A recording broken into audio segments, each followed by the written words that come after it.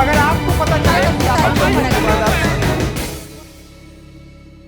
नेता नगरी के इस सत्र में बात होगी कांग्रेस की भारत जोड़ो यात्रा की, राहुल गांधी की, दूसरी पांत के नेताओं की और विपक्ष के उन नेताओं की जो देश के मुताबिक, इस सर्वेक्षण के मुताबिक, मूड ऑफ द नेशन के मुताबिक नरेंद्र मोदी को चुनौती दे सकते हैं। यह सवाल पूछा गया जनता से कि विपक्ष के नेताओं में कौन सबसे बेहतर ढंग से गठबंधन का नेतृत्व कर सकता है, तो अरविंद केजरीवाल 24% के साथ ऊपर है, ममता बनर्जी जिनकी एक राज्य में मजबूती है 20% के साथ है, और राहुल गांधी यहां तीसरे नंबर पर आते हैं। तो कांग्रेस की चिंता अभी भी वही है जो यात्रा शुरू होने के पहले सितंबर में थी। Are they the principal challenger? Can they bring all the Nitish Kumar, Mamata Banerjee, KCR, Jaganmohan Reddy and Naveen Patnaik of this world on one platform? Rajdeep, देखिए, मैं कल एक फ्लाइट पे था और हमारे बगल में एक विपक्ष के नेता बैठे थे, नॉन बीजेपी नेता। उनको मैंने पूछा कि आप श्रीनगर जा रहे हैं, इस यात्रा को 30 तारीख को खत्म हो रही है और न्योता दिया गया है 21 पार्टियों को कि आइए वहां राहुल गांधी के साथ शामिल रहिए, हम एक दिखाते हैं एक शो ऑफ स्ट्रेंथ। तो उन्होंने कहा आर यू मैड? मैंने कहा मैड? आप तो विपक्ष में हैं, आप क्यों नहीं जा रहे हैं? उन्होंने कहा देखिए, इस देश में इस समय दो तरह के विपक्ष हैं। एक विपक्ष है जो कांग्रेस के साथ गठबंधन किए हुए हैं, उनको जाना वाजिब है, जैसे शिवसेना आज गठबंधन में है, एनसीपी गठबंधन में है, डीएमके गठबंधन में है, वो जा सकते हैं। हम उनके साथ गठबंधन में नहीं हैं, हम एंटी बीजेपी है, लेकिन हम कांग्रेस के साथ गठबंधन नहीं कर रहे हैं। हम लाइक माइंडेड पार्टीज हैं, हमारी विचारधारा एक हो सकती है, लेकिन हम कांग्रेस और राहुल गांधी को अपना नेता नहीं मानते हैं। और फिर उन्होंने कहा आप मुझे बताइए, is Rahul Gandhi the president of Congress party? अगर वो अध्यक्ष है तो बात अलग है, सोच भी सकते हैं, हम क्यों सोचे? और उनका यह भी कहना था कि हमारे राज्य में कांग्रेस ने गठबंधन किया था हमारे विरोध में। अब आप जानेंगे किस पार्टी के बारे में बात कर रहा हूं, क्योंकि देखिए तृणमूल कांग्रेस को इनवाइट आया है, तृणमूल कांग्रेस नहीं जा रहा। देते बगल में डेरेक ओब्रायन बैठे थे या बहुआ मोइत्रा? नहीं, देखिए ये सब कौन बैठा था मैं नहीं बताऊंगा, लेकिन ये बात साफ है कि तृणमूल कांग्रेस ने अच्छा, ये तो बता दीजिए पुल्लिंग है कि स्त्रीलिंग? ये भी नहीं बताएंगे आपको। देखिए यही तो मुसीबत है आपके प्रोग्राम में, आप जितने भी थोड़े भी सोर्सेज बाकी है उनको भी खत्म कर देंगे। लेकिन राजदीप जी, लेकिन देखिए उनका कहना था कि इस समय कांग्रेस अपने आप को ऑटोमेटिकली नहीं समझ सकती, जो वर्ड राहुल श्रीवास्तव ने यूज किया पिवट, कि हमारे एक मैग्नेट है और हमारे इर्द गिर्द बाकी सब आएंगे, वो जमाना चला गया उनके कहने में। उनका तो यह कहना था कि कांग्रेस केवल उन 4-5 राज्यों में फोकस करे, जो कौशिक ने कुछ राज्य दिए जहां आप बीजेपी के साथ सीधे टक्कर में हैं, बाकी राज्य छोड़ दीजिए। 2024 चुनाव के पहले केवल उन 5 राज्यों में, मध्य प्रदेश, छत्तीसगढ़, राजस्थान, उत्तराखंड, हरियाणा और 1-2 और छोटे राज्य हैं, हिमाचल प्रदेश, वहां आपका फोकस रहिए। हमारे राज्यों में मत आइए, हमारे राज्यों में हमें लड़ने दीजिए बीजेपी के खिलाफ। क्या आप तैयार हैं उसके लिए? क्या राहुल गांधी तैयार है कि बंगाल छोड़ दें? क्या राहुल गांधी तैयार है कि तेलंगाना में आप मान लीजिए कि टीआरएस कह रहा है कि हम नेतृत्व करेंगे, हमें बीजेपी को टक्कर देने दीजिए?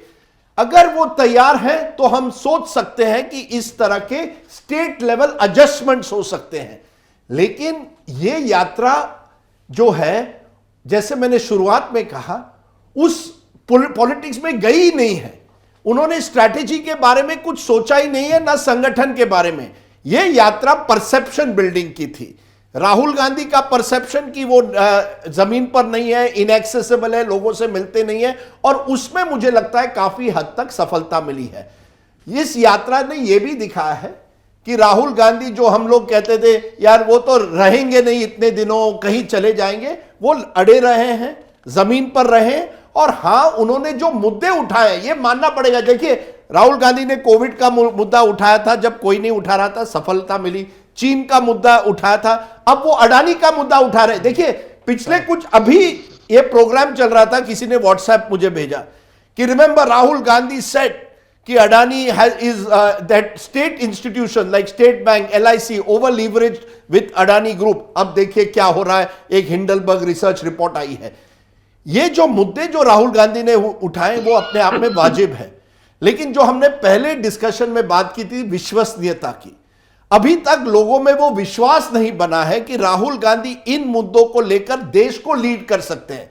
देखिए, कांग्रेसियों को विश्वास है अब कि राहुल गांधी जरूर हमारे नेता है, नेतागिरी के तैयार है। बट कांग्रेस बीट कवर करने वालों से कौशिक देखा, मैं कह रहा हूं, but you cannot win elections bye winning only over Congress voters. आपको प्लस वोटर, नए वोटर कौन है? एक बहुत अच्छा एग्जांपल, मैं इतने फ्लाइट में मुझे इतने पॉलिटिशियन नहीं मिलते हैं जितने नहीं, ये देखिए वो मेरे बगल में बैठे थे, मुझे मिल गया मुझे बताते ना, यूनियन कैबिनेट मिनिस्टर मिल गया बीजेपी का, और वो मिनिस्टर सांगठनिक तौर पे बहुत ही एक्सपीरियंस है, मतलब ही was one of the electoral strategist. Dharmendra Pradhan का नाम ले रहे होंगे, कहना नहीं चाहिए। नहीं, वो ईस्ट साइड से नहीं है, तो मुझे मिल गया। वेस्ट से हैं, दूसरा नाम लूं फिर मैं? तो आप नाम लेते रहिए, मैं कुछ नहीं बोलूंगा, लेकिन उनसे मैंने पूछा। पहले तो उन्होंने मुझे ताना मारा क्योंकि हमारा वो राहुल गांधी के ऊपर जो कवर था भारत जोड़ो यात्रा पे, तो आप भाजपाइयों को समस्या है कि कांग्रेस को क्यों कवर करते हो, कांग्रेसियों को समस्या है कि भाजपा क्यों कवर करते हो? बिल्कुल, दोनों ही कहते हैं। पार्टी को समस्या है कि आप इन दो राष्ट्रीय, जो कि अब वो भी हो गए, उन पार्टियों पर फोकस क्यों करते हो? तो हमें लगता है हम सही काम कर रहे हैं। बात कहते हैं कि यदि सब तरफ से तुम्हारी आलोचना हो रही है तो इसका मतलब तुम सही रास्ते पर चल रहे हो। जी। तो उन्होंने मुझे कहा कि एक तो ताना मारा, उसके बाद मैंने पूछा ठीक है हमने गलत किया, आप ये बताओ ये यात्रा से आप लोगों को डर लग रहा है? और उनके बातें सुन के मुझे ये एहसास हुआ कि जितने भी विरोधी पार्टी है उनसे ज्यादा कांग्रेस से प्यार बीजेपी को है। और उन्होंने मुझे समझाया भी कि देखिए कांग्रेस को संभाल लेना हमारे लिए आसान है, जहां पे भी हम कांग्रेस के साथ टक्कर देंगे वहां पे उनके नेता के वजह से और बाकी वजह से हम उनको संभाल सकते हैं, हमारी जीत लगभग आसान हो जाते हैं। मैंने हिमाचल की बात उठाई थी तो बोला वो एक लोकल इशू है, हिमाचल ऐसा ही है, बट अगर नेशनली देखा जाए, अगर हम लोकसभा इलेक्शंस में कांग्रेस को संभालना आसान है। समस्या है रीजनल फोर्सेस से। बीजेपी नेता ने कहा, जो इलेक्शन स्ट्रेटेजिस्ट है उन्होंने कहा कि समस्या हमें डर लगता है रीजनल फोर्सेस से, वो हमें नुकसान दे सकता है। और मुझे लगता है यही एक वजह है, रीजनल फोर्सेस भी कांग्रेस को ऐसे देखता है अब जाके कि कांग्रेस के साथ जुड़ जाएंगे तो हमें नुकसान ही हो सकता है, फायदा नहीं।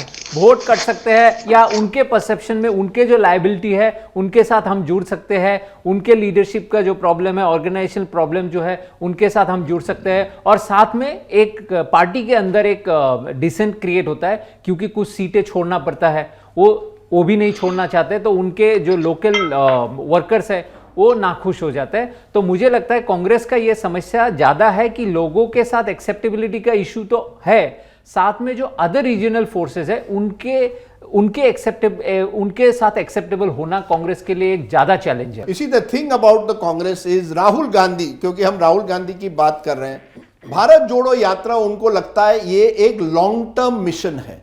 ये कोई, वो मानते हैं, उनके लोग भी मानते हैं कोई इससे कोई तुरंत कोई असर नहीं होने वाला, लेकिन एक लॉन्ग टर्म विचारधारा की लड़ाई है, हम एक लंबी लड़ाई लड़ रहे हैं।